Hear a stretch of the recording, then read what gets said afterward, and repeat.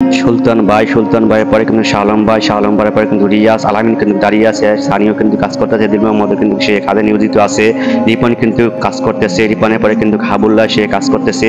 একের পর এক সবাই কিন্তু সেই কাজে নিয়োজিত আছি। সেই আমাদের কাজে কিন্তু ঈদগার প্রায় আমরা সেই একলগে সবাই কাজ মিলিত হয়ে করতেছি। আমি মাটি কাটতেছি, মাটি কাটার পরে কিন্তু সেই লোকমান আসতেছে, এখন তারা কিন্তু সেই মাটিগুলো ঈদগায় নিয়ে এই ফালানোর জন্য নিয়ে যাচ্ছে বুল দিয়ে।